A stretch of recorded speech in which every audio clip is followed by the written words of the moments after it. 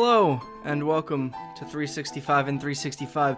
It's been a couple days, but I think we talked last week, because the same exact thing happened to me last weekend, where there was just a lot of time, and had to make videos in that time period. I think what's going to happen here, maybe, is I'm going to take the weekend to just not make my videos, watch my movies still, but then make my videos when the week comes. So like Monday morning, you'll get like a 3-movie video.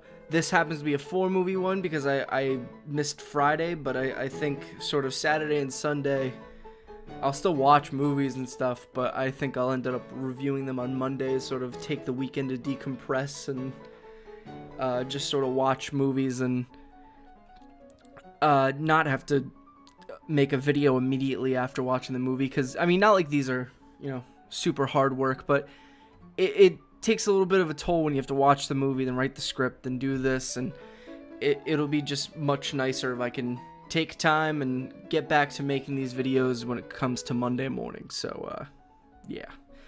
Anyway, let's start off with the first movie that I watched this weekend, or Friday technically, which was Boogie Nights. Boogie Nights follows Eddie Adams, a young man working in a nightclub who was discovered by porn director Jack Horner, who soon puts Eddie, renamed Dirk Diggler, and his talent, talking about his dick, on the top of the pornography industry. But when the 1980s arrive, Dirk and his colleagues in the porn industry have to cope with the new era as well as the baggage they bring with them from the 1970s. This was a well-made movie, which isn't surprising because it was written and directed by Paul Thomas Anderson, which I didn't know going in, which was a pleasant surprise because he makes really good movies like Punch Drunk Love and what was the other one that I liked that he made with Philip Seymour Hoffman? The Master. That was a good movie too. It was kind of about Scientology. All the actors in this were good. Mark Wahlberg was good in his role, although I thought it could have been a lot better with a different, better actor, because for the majority of it he just feels like Mark Wahlberg.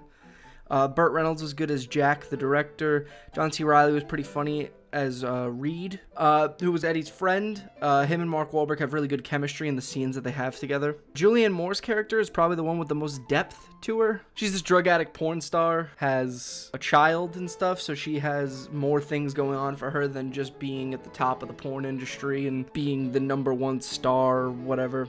It's all interesting. The story is your standard sort of rags to riches story. The difference here is that it's about porn, which is an interesting industry that isn't explored a lot in film often, so it felt fresher than most of the rag to riches movies that you'll see. My one issue was the ending, because the ending just felt like it wrapped itself up way too cleanly. Like, everybody was in dire straits the scene before, and then all of a sudden everything's fine again. The movie ends, everything's fine. The soundtrack was really good in it. It's all really good songs from the 70s and 80s, which is appreciated when a movie can have a good non-distracting soundtrack. Overall, I'm going to give it a 7 out of 10. I liked it. I just thought it felt a little long, and that ending, I think, could have been, with the length that it had, I feel like it could have wrapped its ending up a little bit better instead of it just being sort of a one-scene transition to everything being fine again.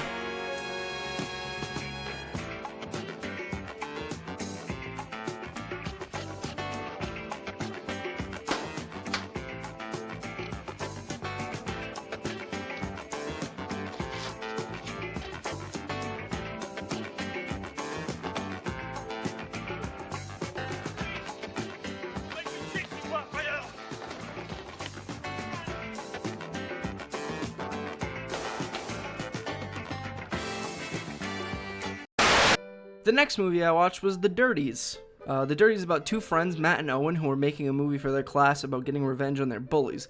The thing is, Matt starts to take the concept a little too literally and plans a school shooting to get back at the bullies who are mean to him and Owen. I really like this movie. It takes something that's really serious, like school shootings, and takes sort of a humorous spin on it, which I appreciated. It's a found footage movie, which, Usually I'd be like, especially in this day and age, like, oh, well, that's kind of a lazy way to make this movie, but it actually works in this sense. I weirdly related to the main character in this movie, Matt. Not in the school shooting aspect, because I don't want to shoot up a school, but in the fact that he wants to be a filmmaker and is a film buff, which I identified with. Obviously, I like that. And Matt Johnson, who also directed and is one of the writers for the film, plays him authentically and feels like a real person.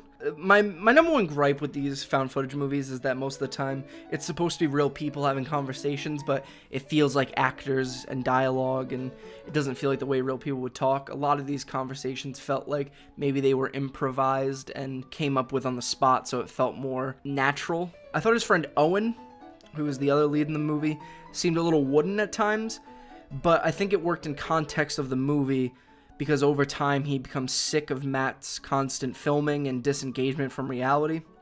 So I took this as Owen sort of freezing up and not really wanting to be filmed anymore. So I think his woodenness kind of worked in that aspect. Another aspect I liked about the film is that as we are watching it, it is being edited and made for us over the course of the film. You see Matt editing bits of the movie that we literally just watched on his computer screen, and even the main production logos are all shown from the main character's computer. The film is low budget, with most of the film's budget going to songs on the soundtrack, and I didn't find the low budget to be a problem, given the fact that it was found footage and most of it takes place in kind of two different locations. You know, it's the school and Matt's house. It didn't show its budget for the majority of the film. It felt, you know, fine until you got to the ending of the movie, which felt like they definitely probably had grander plans for the ending, but then eventually they just ran out of money, and it's the only kind of place in the movie where it shows. Overall, I really like this movie's approach to a topic like this. It's interesting to see a story like this told from the point of view of the person involved, because in real life, most of the time, we just get the story from the news. It's short, and its ending can feel a little anticlimactic because of the budgetary things like I talked about, but it doesn't hurt the movie, and I'm going to give it a 9 out of 10. This is so sick. And the key is going to be making sure that everybody knows we're just there for the dirties. They know that we're just there to get the bad guys. And we can wear shirts that are like, we're just here for the bad guys. We have a megaphone. It's like, everybody, don't worry. I know we look dangerous, and we are, but we're not here to kill anybody who didn't bully us. If you bullied us, holy shit, you should be scared, because we are actually going to kill you. Actually, this is a wicked idea. We got to write this stuff down. The next movie I watched was Christine, story of Christine Chubbuck, a 1970s TV reporter struggling with depression and professional frustrations as she tries to advance in her career. This is the second movie I've watched on the topic of Christine Chubbuck, but unlike Kate Plays Christine, this movie doesn't have its head up its own ass. This is a straightforward biopic about an interesting piece of in the history of broadcast journalism, and a look into the psychology of someone suffering from mental illness and depression. Rebecca Hall gives a nuanced performance as Chubbuck. She doesn't play her too crazy, which could be a problem with a movie like this. She subtly becomes more and more unstable over the course of the film. My one knock against the film is that it kind of wraps up a little too quickly. It seems like one day she's just all of a sudden decides to kill herself, and which in real life probably had more premeditation behind it, but in the movie it just kind of seems like from one scene to the other, it kind of, I don't know, goes to its natural progression point. If you know this true story, that you know where it's going to end, but it just seems like over the course of the movie, she was fine up until the scene where she decides to kill herself, which I notice is a theme so far, is that all the endings of these movies are kind of my issue with them. But honestly, that's a minor complaint. This movie is a great telling of this story. You learn a lot more about this woman, unlike what you did in Kate Plays Christine, which I didn't like all that much in the first place, but after seeing this, I don't like it even more because it just seems like a useless experiment that wastes your time. Rebecca Hall's performance is an underrated one from the past year, and I feel like this movie is overall going underlooked, and that's a shame because I think it's really good, and I'm going to give it an 8 out of 10.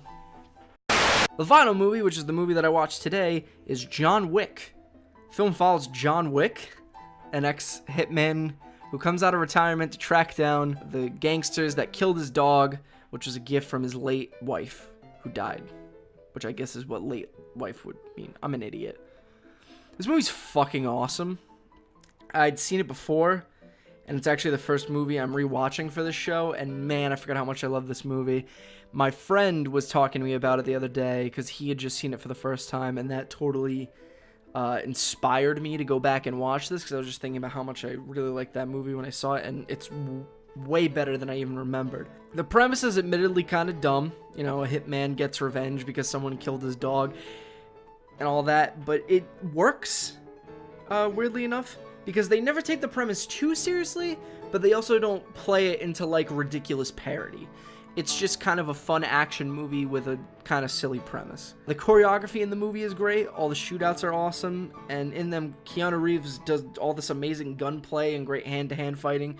He did about, I want to say, like, majority his own stunts. I forget where exactly he maybe didn't do his stunts, but from what I was reading, he did the majority of them in the movie. Also, props to the filmmakers for making a movie where our action star actually reloads a gun, because most of the time they just, you know, they got a gun that holds 12 bullets, but they shoot 45 people, so, you know, who knows. Keanu Reeves is really good as John Wick. It's a role that plays to his strengths as an actor. He's stoic and tough, and you believe that he could actually do all this stuff. The number one aspect I really liked besides the action was the world building in this movie. It sets up all these assassins and how much of a crazy badass John Wick was and how unstoppable he was back in the day. And it sets up this world that feels as if it existed before this movie and it has a history to it. Go watch this movie. Stop what you're doing if you haven't seen it. Or even if you have seen it, just go watch it again. 10 out of 10. It's so good. And I'm cautiously optimistic about John Wick 2. I don't know. It seems like a lot of the same stuff again, and I hope that it's not. I hope that it's actually, like, really good, but I guess I'm not going to hold my breath for it. Action sequels, like comedy sequels, are kind of hard to do. Have you seen any of these movies? Why don't you tell me down below what you thought about any of them? Then also, while you're down there, maybe recommend me some movies to watch in the future. I have a lot more to go.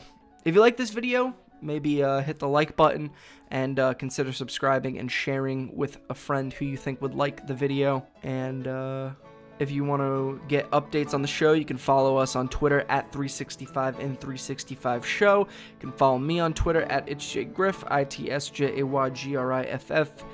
And we'll be back tomorrow with another movie review. So, see ya.